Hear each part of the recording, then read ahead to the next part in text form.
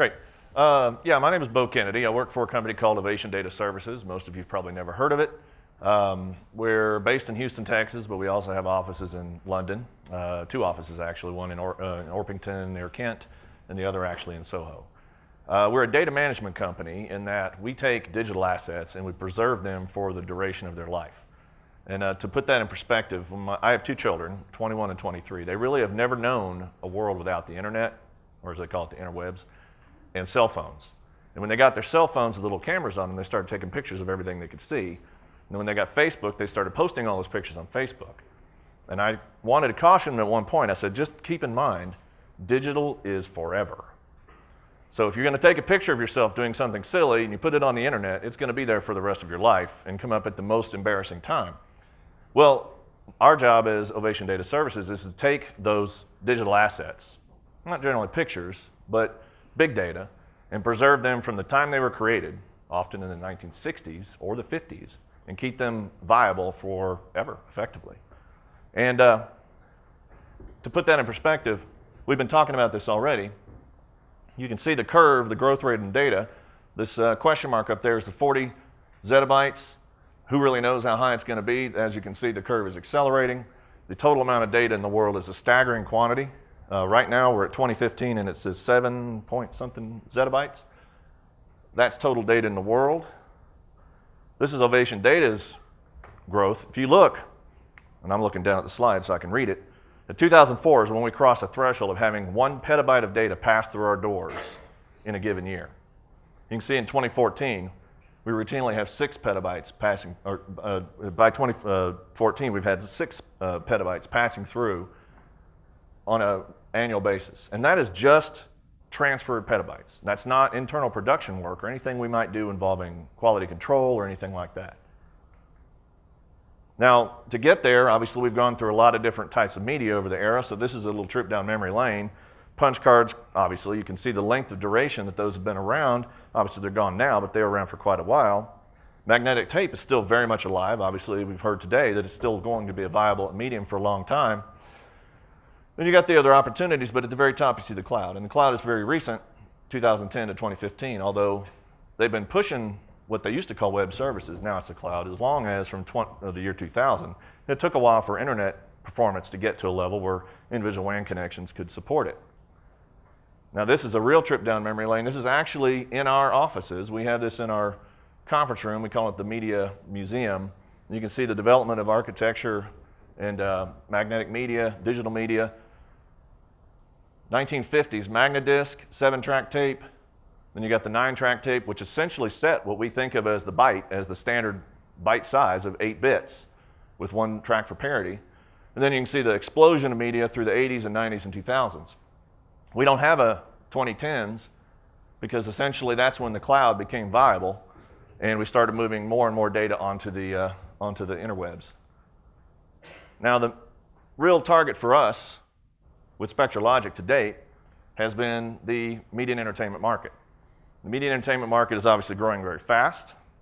You can see that the growth rate here is this cumulative compound annual growth rate. That formula is just for show. I have no idea what it means, to be honest. But that's growing up to, what, $2.2 trillion targeted for 2019. That's a lot of dough. We want a little bit of that if we can get it. The thing about the M&E market, though, is they were fairly late to the digital workflow concept. You guys may have experience working with digital post-production houses and things like that, but if you remember, and this is really before I even paid attention to it, in the 80s, they were still largely analog. They started shifting slowly, moving over, but there were some challenges they faced because while they were late adopters, it was mostly because they didn't trust each other. Everybody made their own content. They wanted to hoard it, guard it, their own mechanisms, their own methods they wanted to protect. Well, it's funny because that's a very similar process that the seismic world went through with seismic data, but they went through that 20, 30 years before. So they were very hesitant to embrace digital workflows as well, but they picked it up sooner. So it took the 80s, whereas oil and gas was doing it in the 60s. Also, media productions, while there's obviously lots of media companies, a media production, a movie, is typically a short-term company that is formed for the duration of that project and is dissolved when the project is over. Well, if you dissolve a company and you have a bunch of assets, what do you do with those assets?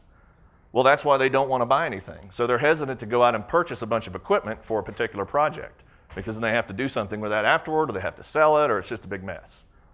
The other thing is, these things tend to happen quickly. They get a green light for a production, they have to acquire all that equipment, they have to set it all up, it has to be up and running in a very short period of time, and anybody who's ever operated a data center knows that never happens. So obviously, capitalization and depreciation of assets is discouraged. They prefer a services model where they can just lease or pay as they go, and then when it's over with, we all shake hands and they walk away. They don't want to have to repurpose capital assets as they've had to do historically. Also, the content that they produce, as we've talked about a great deal today, they want to reuse that in the future. If they create a snowflake for a movie and digitally render that, they're not going to go out and recreate that snowflake all over again. I mean, I guess in theory, snowflakes are always different, but the point is they're not going to recreate that snowflake every time. So they're going to pull that content out, give it to an artist, he's going to modify it so it's slightly different, and then insert it into a new production. So they have to have access to their content. Well, the content has to be accessible, it has to be reusable, and they have to be able to retrieve it and browse it in short order. So it has to be something that they can get to quickly and on demand. Well, having that combined with, but we don't want to buy anything, well, that obviously drives them toward a service model. And then, of course, the last item, location, location, location. This is a nod to the UK people that are here. Actually, I already had this in there, but I'm going to say that anyway. So historically, the production houses were in Hollywood. Those have now congregated in London because of there was a push right around the early 2000s when the movie Harry Potter came out. And J.K. Rowling said, I want as much work done as possible in London in the UK. So they had to put and stand up production houses in the UK. Well, the artists moved there. So then other production houses moved there. So other artists moved there. And it's essentially become a neutron star. I won't say black hole because that has negative connotations, but it's pulling all these production houses into this common location, and you can see it's getting bigger and bigger. And by the way, these are used without permission, so don't give these pictures to anybody. But we have an office in Soho specifically to address the fact that the post-production houses are congregating in that location. The rent in Soho, if you haven't checked it lately, is about the 4th highest in the world, monthly rent. Now in the UK, since we were talking about them, they have quite a bit of content they've created, millions of productions that they've created. And the British Film Institute is required by law to preserve all of these. So with the risk of analog tape breaking down, they've asked put out a bid for companies to go in and come up with a method for converting this over to digital. And we happen to have won that contract. It also is happening to run on Black Pearl. So Black Pearl is the core technology for the British Film Institute's digitization of their historical inventory. In addition, the Imperial War Museum of the Great Britain is following the same process, and they're in the process of putting together their archive system as well. It is, in all likelihood, going to be running on Black Pearl as well. With all that content, obviously these are all of the different options for the content that you see on your left is how it's generated. In the middle, these are all the methods to reuse that content. I'm sorry that the picture of the cell phone is a bit dated, but an iPhone is kind of bland looking with just a square. So it's got the buttons on it. But in any case, it's got so many different avenues of reuse that it's not just the production houses or the media companies. It's the consumer that wants access to this content. So it has to be readily available. And then in addition, that content is just an example of all the other things that are coming along where there's going to be massive reuse of data. You see the life sciences, the physics, the engineering, museums and archives, not just videos from British Film Institute, but also artworks. We talked about this last night. Art is going to be digitized so that everyone has access to it. Now, how you're going to prevent people from stealing that's another question. But there's only one copy of a painting in the world that's the original painting, but you can have as many copies as you want of anything else, and people are going to want to see that. And the last one is very close to us, video surveillance and body cams. So in the US, obviously laws are being passed that are requiring police departments to carry body cams or keep body cam data for a period of time that at the moment is 90 days, and they're finding out that even 90 days is petabytes of data. So it's getting a little intimidating to the police departments. As you can imagine, they don't have a lot of money to spend on storage. And they also don't have a lot of IT people. Police departments tend to use deputies and police officers as their IT people, so their budgets are fairly low.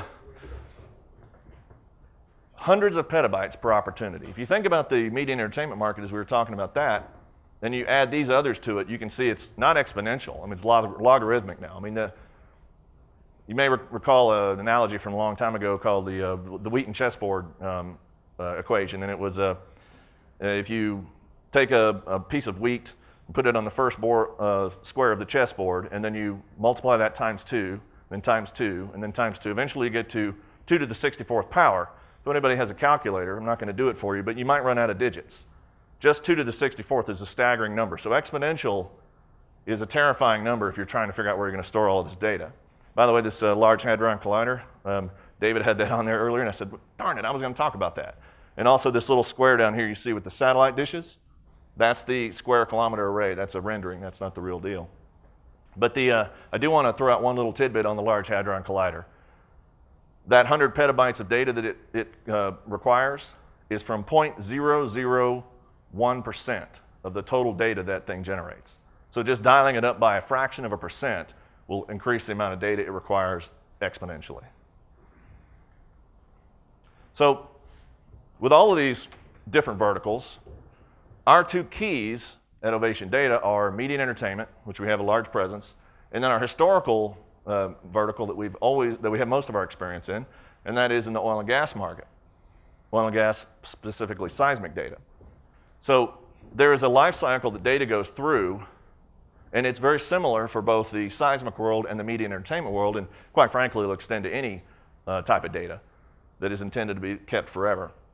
And then as you've got the acquisition phase, the processing phase, you've got the online storage. So those first three phases are basically the data when it's used in its initial phase. But then you have the nearline archive, where you say, well, I might need that soon, so I'm going to keep it nearline. And then obviously, I've never touched that for 6 months, or it's seismic pre-stack data that I'll probably never use, but I can't throw it away because I spent millions of dollars retrieving it. I'll go ahead and put that into nearline storage. Well, now there's data that we haven't touched in so long, we don't think we're ever going to do it, or, as we'll get to in a minute, we have a whole lot of data that we've had for 40 years that we don't know what to do with. We don't know what it is, we're pretty sure it's worth something. If we throw it away, we know that's probably when we're going to need it. So that's when we go to the offline deep storage. We'll take that, we'll transcribe it over to a newer type of media so that it'll be preserved for a long period of time, so the older tapes are no longer required. And then we put that in offline deep storage. And then finally is the refresh recycle, where all of a sudden they need some of that data again, or they want to try to go back and look at it. It's from a line somewhere around the world where they think there might be petrochemicals. They want to purchase that from the owner, multi-client company like PGS or one of these others. Well, so they have to be able to retrieve that data. That last one is where the type of media on which that data sits is the key. And then the last one, destruction, I don't know if that's ever going to happen. Destruction is usually accidental. It's usually not intentional. And frankly, most of our customers have said we don't want it destroyed. We might put it somewhere where it'll rot away and we never can retrieve it, but we're not going to intentionally destroy it. In fact, several of the companies on this slide here in the bottom section specifically will not destroy data because they're terrified of being held accountable if they do. So Ovation Data Services as a company, we have 25 years, and we've been working in the oil and gas and the media and entertainment worlds for both of those durations. We actually started as another company and changed our name 25 years ago, but our very first job was taking tapes from seismic companies, transcribing those onto a different type of media and sending them back because they needed to use it with some new tool that they had, whereas the original 9 tracks or whatever they weren't compatible. When we got into the media and entertainment industry, it was because they were going through the digital workflow transformation. Now, in the United States, a lot of them have gone to different directions and they've pulled it back in-house, but in the United Kingdom, there's still quite a bit of that going on, and we're very heavily involved in with those companies. We understand that data types are different. There's different workflows, different tweaks to different workflows, but the fact is, for us, it's all ones and zeros. We have tools that can do quality control of any type of data, concatenate different blocks of data together into a usable stream, and that's our area of expertise.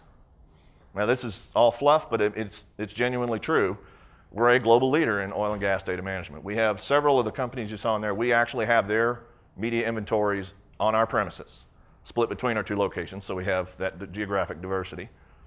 And companies will come to us anytime they need their data, rather than worrying about where it is in their own media library. We do migration, we preserve the data, we can support any kind of legacy media. You saw those orange slides earlier.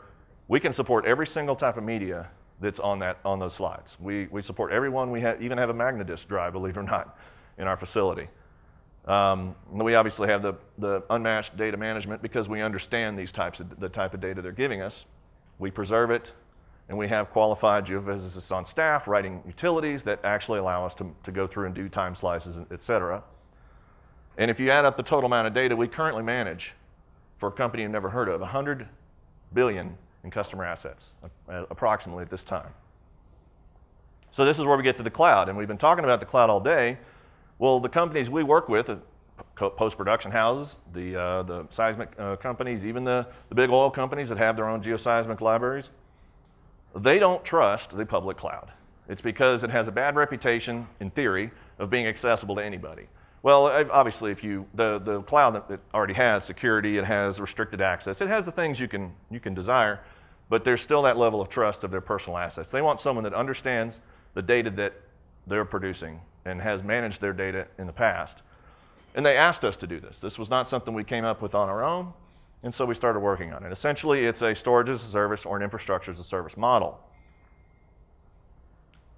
You'll recognize that library up there. We don't take a cookie cutter approach. We don't have a big monolithic cloud that everybody is treated the same. We customize each cloud client space to that customer's needs. So if that customer wants to run analytics against their data, we give them a compute as a service cloud space. If they just want storage, we do that. If they want to use particular protocols, we customize to their needs. We'll support NFS, CIFS, S3, et cetera. We have these 4 basic tiers, but they're all very flexible.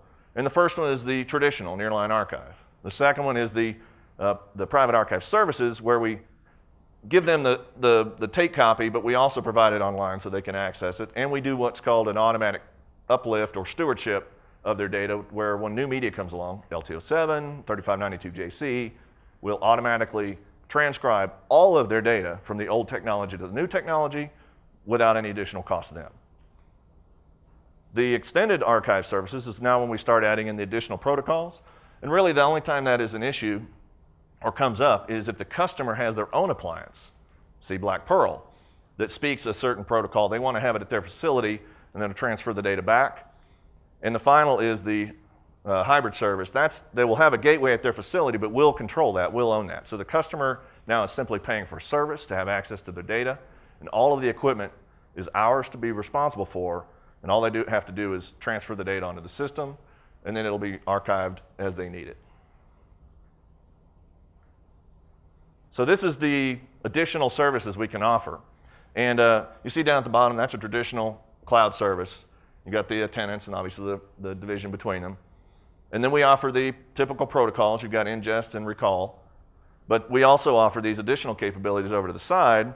We've got the transcription and quality control, which is important because if you have a lot of old data in particular, but even new data, when you send it somewhere and it sits for a long time, or you have the people that understood that data no longer work for you, you need someone that can come in and take a look at it. We have that experience and those technicians that know how to do those processes. And then the stewardship, where we not only are going to put your data on our system, but we're going to keep it on the newest media. We'll transcribe it to any media that you need going forward. And finally is analytics capacity. We don't do analytics ourselves because every customer is going to want their own analytics capabilities. But we have partnerships with several analytics companies that offer those tools, so we can introduce our clients to those people, and then they can help them run Hadoop or whatever they want to run against their data. Obviously, the more data they have in our facility, the better off they are. The key is you want the analytics engine to run adjacent to the data. You don't want to do this over the WAN because obviously the latency will eventually kill it. And the two-factor authentication, I think, is a given. Everybody wants to be able to protect their data and know who has access to it. Everything you see here is entirely private. We do not have a public-facing cloud. Everything is done over dedicated WAN circuits. Now those WAN circuits, incidentally, earlier it was mentioned about the cost of a 10 gig circuit. We actually have multiple 10 gig circuits from customers coming into our facility specifically so they can do those transfers. And we have that in both of our US and our UK locations. And the customers, in many cases, want us to transfer their data between the sites over their circuit, or over their WAN, so they know where the data is going to be located. It never goes out over the internet.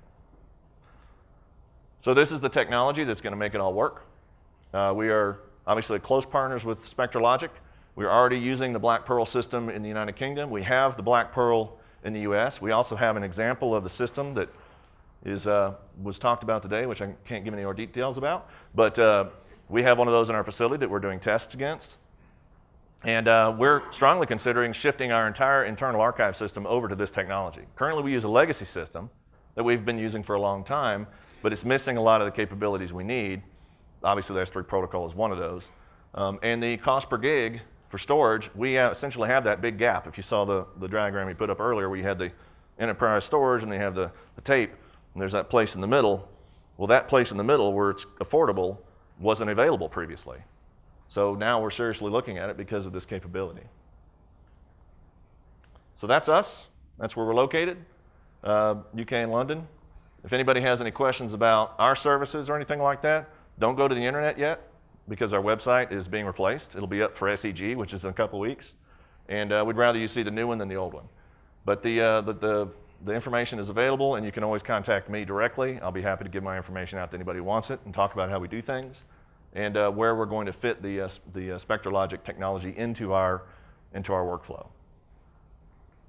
And just in case anybody didn't believe me, we have systems to manage every single device you see in this image. Every single device. If you send us any one of those devices and say, hey, I've got data on here, I need it off, we can get it off for you. We have all of those equipment. In fact, we actually manufacture parts to keep those systems running so that they'll continue to operate.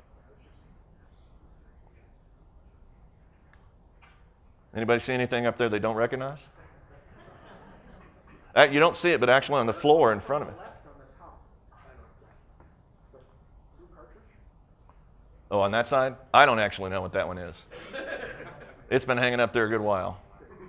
None of it's dusty, though. We keep it dust-free.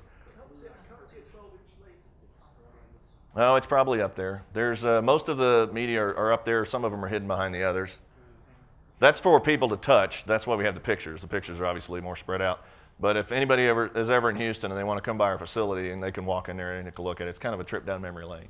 What's the silver critter about 2/3 over in the middle? Second row. That thing, yeah. That, I don't actually know what that is either. Looks like a Maxtor portable hard drive. It might be, but I don't remember because it doesn't have a label on it, so it's hard for me to remember. Honestly, when I go into here and look at the media library and I go through there looking at all the things that I recognize, and sometimes I'm afraid to touch it because it looks like it's about to come over, but it's actually pretty stable. Thank you very much.